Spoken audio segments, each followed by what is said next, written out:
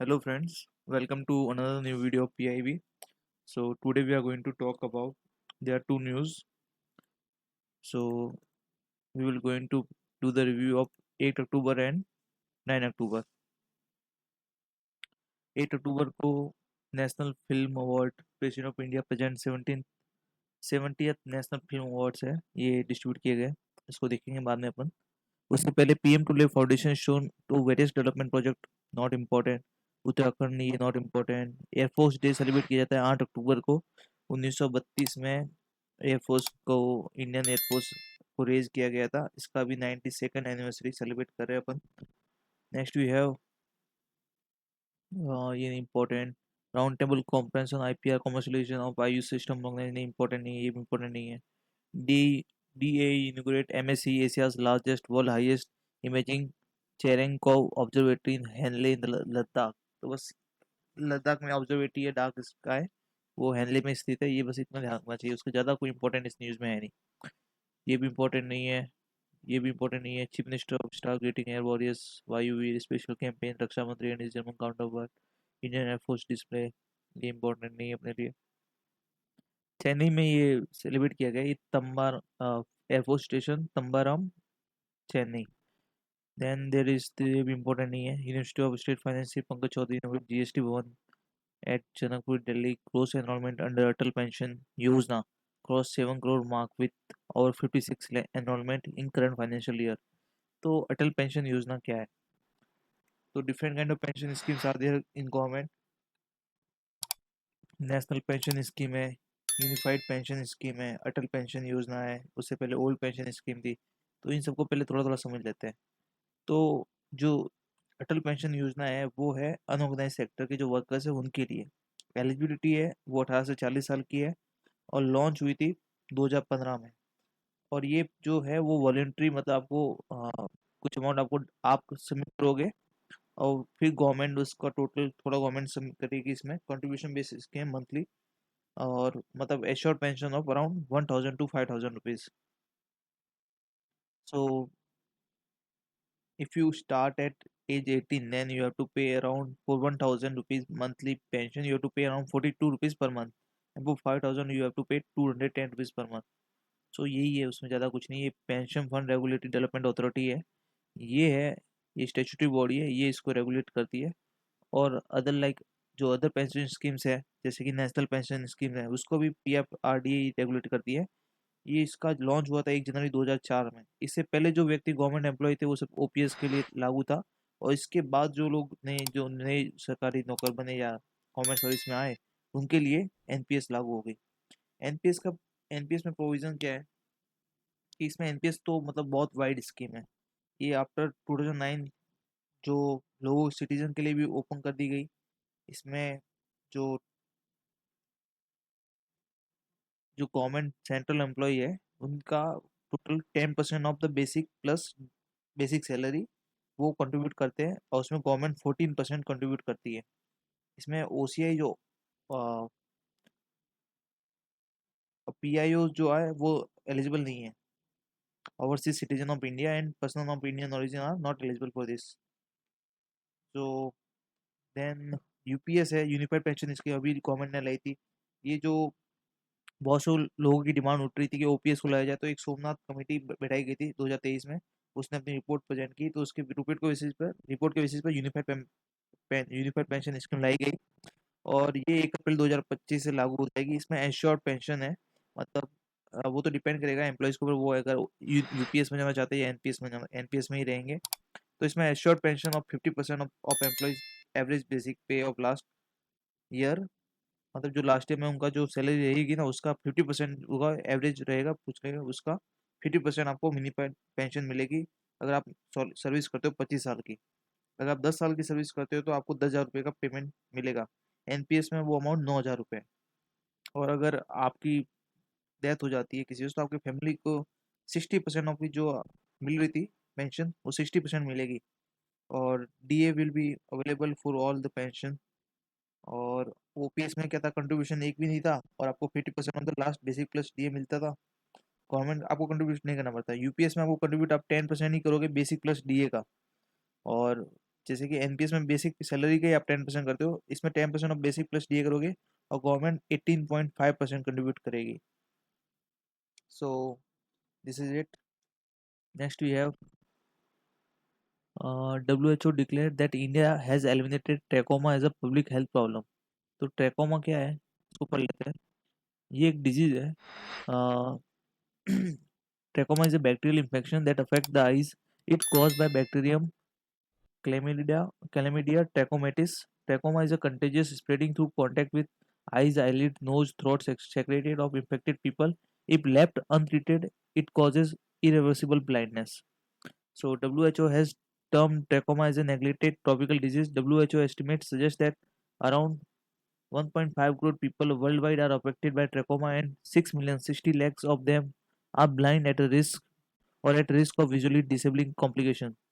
Trachoma is found in underprivileged communities living in poor environment conditions. So India की बात करें तो 1971 में टोटल 5% जो टोटल ब्लाइंडनेस थी उसके 5% रीजन थे वो ट्रैकोमा की वजह से थे. और अब जो वही data it has come down to 1%. And WHO अब ये जो है वो पूरी तरह खत्म हो गया है, मतलब पब्लिक हेल्थ प्रॉब्लम नहीं है. तो ट्रैकोमा क्या है आपको यही जानना है कि कहते हैं अपने आईज को अफेक्ट करता है, उससे परमानेंट ब्लाइंडनेस हो सकती है, इरिवर्सिबल ब्लाइंडनेस. बस दैट इज इट, और उससे ज़्यादा जानने की जरूरत है नहीं. Then national film award distribute किए गए हैं सेलिब्रेटिंग एक्सीलेंस इन सिनेमा. तो कौन कौन से, मतलब आपको पता होना चाहिए. दादा साहब फाल्के अवार्ड और मिथुन चक्रवर्ती को दिया गया है. उनके बारे में पढ़ना हो तो उनके बारे में पढ़ लीजिए. और बाकी बेस्ट एक्टर का अवार्ड वो है, ये अवार्ड्स है वो 1954 में एस्टेब्लिश किए गए थे और अभी जो है वो 2022 के लिए दिए गए हैं. तो जो बेस्ट एक्टर है वो रजत कमल है, जो कंतारा मूवी आई थी उसी के लिए. और एक्ट्रेस है वो, दो एक्ट्रेस को दिया गया है, नित्या मेनन एंड मा, मानसी पारिक को कच एक्सप्रेस है वो गुजराती मूवी उसके लिए दिया गया है. और बेस्ट हिंदी फिल्म है वो गुलमोहर है. और इतना ही इम्पोर्टेंट है. Then ministry of road transport see Nitin Gadkari unveils Humsafar policy for onboarding service provider for west and amenities along national highway. तो ये हम सफर पॉलिसी है, ये इंपॉर्टेंट हो जाती है, कभी भी न्यूज में पूछ सकते हैं एग्जाम में कि जो हम सफर पॉलिसी है उसका संबंध किससे है. तो ये हम सफर पॉलिसी जो भी नेशनल हाईवे है उसके आसपास जो यूटिलिटी सर्विस प्रोवाइड करने के लिए एक, मतलब वहाँ पे आपको रजिस्टर करना पड़ेगा. तो एक तरह से अच्छी है, मतलब अच्छी न्यूज़ है.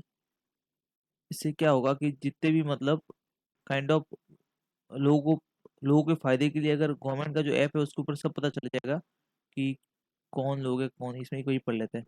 Speaking on the occasion, on this occasion, the policy aimed to provide comprehensive framework to ensure the computer have access to standardized, well-maintained, and hygienic facility. Onboarding both existing and upcoming service provider along national highway and expressway. Existing and upcoming service provider under the categories of eateries, fuel station, and trauma center will be eligible to register under the Humsafar policy. The policy aimed to benefit all stakeholders. Registered service provider will benefit from waiver of fees of for renewal and for existing access permission and will provide it space on national highway to put up signage of their establishment to increase visibility. In addition, the service provider will be featured on NHI. ये राजमार्ग, देखो ये जो यात्रा है उससे आपको online visibility बढ़ी जाएगी आपकी. वैसे ये जो है इसकी साइनेज को आपको रख किया जाएगा, वो तो लोग वैसे भी रखते ही है. तो देखो, he called upon the petrol pump owners alongside national highway to ensure basic amenities at the petrol pump as per norms. He also said that the food court, cafeteria, fuel station, electric vehicle charging station, parking facilities, toilet facilities, baby care room, ATM, vehicle repair shop, pharmacy service under this policy will ensure better experience on national highway users. तो यही है, इसको याद रखना, हम सफर policy है.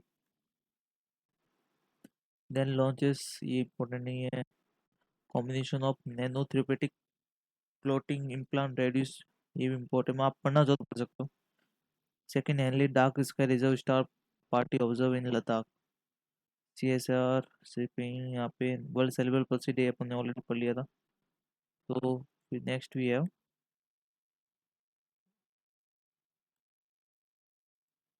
9 अक्टूबर को देखे तो President of India graces total 39 press releases है. President of India graces 7th Foundation Day of All Institute of Ayurveda. Digital India is process of getting pension for senior citizen. English rendering of PM address at laying foundation stone. Maharashtra 7th important नहीं है. Haryana important नहीं है. PM prays to goddess Kalratri on 7th day of Navratri. Cabinet approved road construction in border areas of Rajasthan and Punjab. Cabinet approved development of National Maritime Heritage Complex in Lothal, Gujarat. तो बस ये important है. Current affairs exam में आ सकता है कि national maritime heritage complex कहाँ खोला जा रहा है. तो लोथल गुजरात में खोला जा रहा है. एक बार इसको देख लेते हैं. इसमें कुछ ज़्यादा है नहीं. 4,406 करोड़ का बजट है. और 2280 किलोमीटर की road in border areas of Rajasthan and Punjab at an investment of this. कुछ ज़्यादा इंपॉर्टेंट नहीं है. Then we have cabinet approve development of, ये पढ़ लिया अपन ने. Cabinet approve continuation of supply of free fortified rice under Pradhanmantri Garib Kalyan Anna Yojana and other welfare scheme from July 2024 to December 2028. तो ये फोर्टिफाइड राइस क्या होता है, PMGKY योजना क्या है, इसके बारे में अपन थोड़ा जानेंगे. सो पहले ये पढ़ लेते हैं. The rice fortification initiative will continue as a central sector initiative with 100% funding by the government of India as a part of this, thus providing unified institutional mechanism. देखो, नेशनल फैमिली हेल्थ सर्वे का data क्या कहता है, conducted between 2019 and 2021. Anaemia anaemia होता है आपके haemoglobin या फिर आरबीसी की कमी हो जाती है, उससे ब्लड ऑक्सीजन ले जाने में असमर्थ हो जाता है, वो है anaemia. Anaemia remains a wide spread issue in India affecting children and women and men across various age groups and income level. Beside iron deficiency, other vitamin and mineral deficiencies such as vitamin B2 and folic acid also persist, impacting overall health and productivity of the population. जो fortified rice है उसमें ये सब components हैं, vitamin B12, folic acid और minerals है, ये सब ऐड किए जाते हैं ताकि लोगों में जो ये जो कमी देखी गई है एनीमिया की और इन चीज़ों की, वो प्रोवाइड की जा सके. देखो, the committee on economic affair in April 2022 में decided to implement the rice fortification initiative throughout the country in a phase manner by March 2024. देखो, according to supply of fortified rice 100% funding. देखो, rice is an ideal vehicle for supplying micronutrient in the Indian context, as 65% of the Indian population consumes rice as a staple food. Rice fortification involve an addition of fortified rice kernel enriched with micronutrient, iron, folic acid and vitamin B12 as per the standard prescribed by FSSI as a regular rice. ये क्या होता है, generally जो rice होता है उसका बुरादा कर दिया जाता है, उसमें ये आयरन और फोलिक एसिड और विटामिन B12 मिलाया जाता है, फिर वापस से उसको राइस बनाया जाता है. तो 1 kg में टोटल 10 ग्राम फोर्टिफाइड राइस ऐड किए जाते हैं, और वो लोग गवर्नमेंट ने प्रोवाइड करती है लोगों को थ्रू NPS और मतलब नेशनल फूड सिक्योरिटी स्कीम, और उसके थ्रू प्रोवाइड किए जाते हैं. तो ये वो चीज़ है. तो फोर्टिफाइड राइस की जो है, क्योंकि according to food ministry, every second woman in the country is anemic and every third child is stunted. अपने ये तो पढ़ ही लिया है, तो इसके लिए इम्पोर्टेंट हो जाता है. अब प्रधानमंत्री गरीब कल्याण अन्न योजना क्या है, ये है government is providing free ration, उसी को इसमें इंक्लूड कर दिया. पहले आपको जो पेमेंट करना पड़ता है 5 रुपये, वो भी इसने माफ कर दिया है.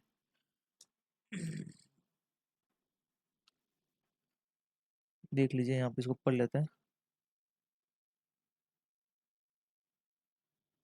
केंद्र सरकार ने प्रधानमंत्री गरीब कल्याण अन्न योजना के तहत लगभग 81.35 करोड़ लाभार्थी अर्थात अंत्योदय अन्न योजना AAY परिवार और प्राथमिकता वाले परिवार PHS प्राइमरी हाउस होल्ड लाभार्थियों को उनकी पात्रता के अनुसार प्रति प्रतिमाह प्रति ए अंत्योदय अन्न योजना 35 किलोग्राम खाद्यान्न और ये इसको इंग्लिश में नहीं कर सकता. Okay. Household per month and 5 kg of food grain per person per month in case of priority household. So ये है जो राशन है वो फ्री में प्रोवाइड कराया जाएगा. The decision has been taken keeping in view of welfare of beneficiary. in order to strengthen provision of NFSA in terms of accessibility, affordability, availability of food grain. The annual food subsidy borne by the government of India toward distribution of food grain to this household, other welfare scheme entire over to 2.13 lakh crore. Assuming growth in economic cost, the central government will spend approx 11.80 lakh crore during the period of next 5 years as a food subsidy under Pradhan Mantri Garib Kalyan Yojana to remove the financial burden of the poor and the poorest of poor. The provision of free food grain under the next 5 years with effect from 1st January 2024 reflect the long-term commitment and vision of the government for addressing national food and nutritional security. इसमें जानना कि आपको outreach of NFSA ये सब नहीं जानना है. During COVID, in the wake of economic disruption is caused by the unprecedented outbreak COVID-19 in the country, the government in March 2020 had announced the distribution of additional free of cost food grain, rice and weight to about 80 crore NFSA beneficiaries at the scale of 5 kg per person per month under the PM Garib Kalyan Ann Yojana. Over and above the regular monthly NFSA food grain that is regular international, thereby effectively doubling the quantity of monthly food grain being normally delivered to the NFSA household so that the poor, needy, and the vulnerable household beneficiaries do not suffer on account of non-availability of adequate food grain during the times of economic crisis. Starting from April 2020, the scheme has been implemented in 7 phases to ensure food security of NFSA beneficiaries in the country. Phase-wise details are given below. So 2022 तक total 18 beneficiary awareness about PMGKY. So more than 75 कुल मिला के इसको government ने Covid के time पे extra food grain provide करने की तरह इसको प्रोवाइड किया था फ्री ऑफ कॉस्ट. अब वो बढ़ा के कर दिया है 2000 अगले 5 साल के लिए 2024 से स्टार्ट हो रहा है 2028 तक.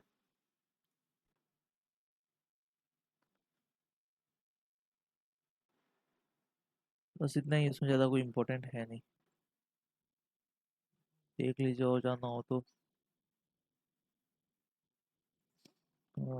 Scheme operational from May to June 2021 phase 4. ये क्या है? 5 kg of food grain to each family holding ration card free of cost and the 5 kg of subsidized food grain already offered through PDS. Provides food of food grain to each family holding ration card free of cost in the 5 kg of subsidized food grain already offered through PDS. Weight has been allocated to 6 states.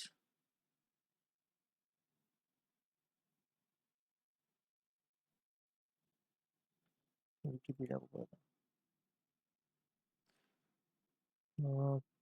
Government on March 26, 2020, during the COVID-19 pandemic in India, the program operated by Department of Food and Public Distribution under the Ministry of Consumer Affairs, Food and Public Distribution by the nodal Ministry of Finance, but the nodal ministry is Ministry of Finance. The scale of this welfare scheme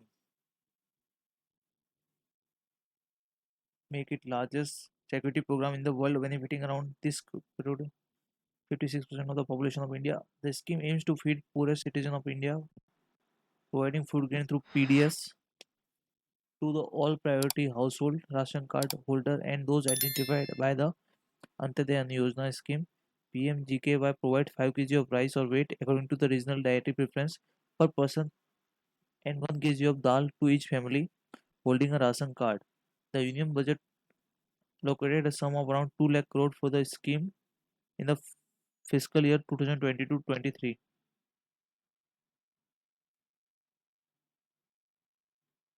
Under the NFSA, 35 kg of food grains were provided to the families whom holding Antyodaya ration card and 5 kg food grain per person to families holding priority distribution card at a subsidized rate. During the COVID-19 pandemic, PM ये है पढ़ लिया अपन already. ठीक है, इससे ज़्यादा जानने की जरूरत है नहीं. बस ये मिनिस्ट्री ऑफ फाइनेंस को नोडल मिनिस्ट्री और मिनिस्ट्री ऑफ फाइनेंस है, इतना याद रखना और तो ज़्यादा इम्पोर्टेंट है नहीं.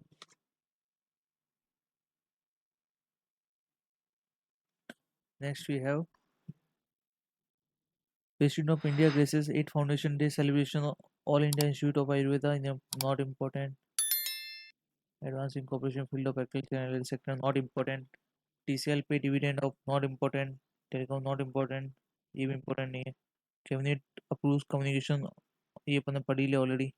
मालाबार एक्सरसाइज हमने पढ़ लिया था। INS Talwar arrive at South Africa to participate in, ये देख लेते हैं।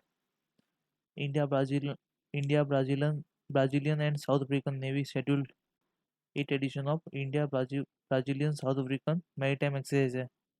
Multinational maritime exercise among India Brazil and South Africa, ये 6 से 18 अक्टूबर तक चलेगी। बस ज़्यादा इंपॉर्टेंट है नहीं। आर्मी कमांडर कॉन्फ्रेंस हो रही है। DigiLocker partner with Umang unlock seamless access to government service. Umang क्या है? National E-Governance Division has announced the integration of Umang app with DigiLocker, India's digital wallet. The collaboration aims to provide citizens with seamless access to a wide range of government services, making greater convenience and allowing users to manage multiple services through single platform. Umang app is accessible to all Androids. Update your DigiLocker about DigiLocker. ये तो पता है पंगो,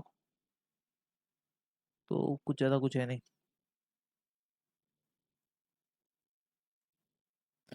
Minister of State and Environment Sri Kirti Pradhan visit National Zoological Park to review elephant Sankar's health. More than 30, ये important world mental health day है, वो celebrate किया जा रहा है। इसकी जो थीम है, तो इसको एक बार देख लेते हैं। थीम है वो है mental health at work.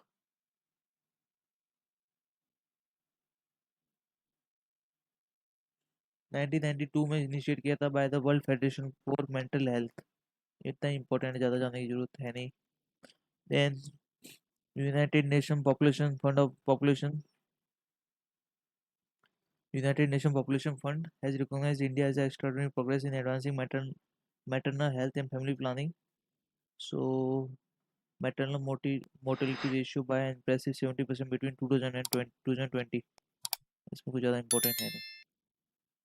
Ministry of Heavy Industries continue to conduct nationwide campaign on स्वच्छता। PM e-drive स्कीम अपन ने ऑलरेडी इसका पढ़ लिया है। Union minister of home union home minister and minister of corporation Amit Shah will address PhD Chamber of Commerce and Industry as a chief guest in New Delhi. Ministry of housing and urban observe world habitat day. World habitat day भी celebrate किया जाता है on 9 October.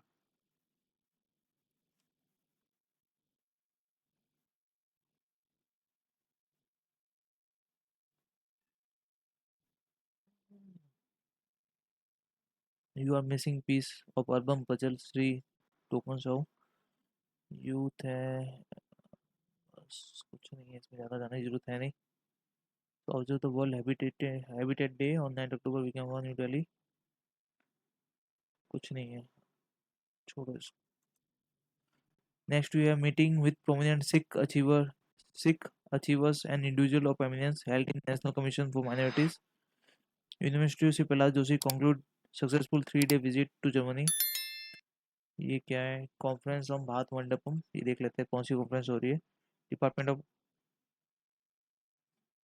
Administrative reform and public grievance, government of India host the conference in collaboration with international institute of administrative, ये अपने काम की बिल्कुल नहीं है। India emerged as a hub for affordable and high quality medicine is truly commendable. Cabinet approve development of national merit है, ये अपन ने पढ़ लिया। Shri Narendra Modi innovate India Indian institute of skills in Mumbai. NC National Commission for Backward Classes tender advice to the Union Government for inclusion of certain caste and communities from Maharashtra in the central list of OBC. ये है Empowerment for PWD and its institution organizing series of activities during Mental Health Awareness Week. Result of Comprehensive Annual Modular Survey.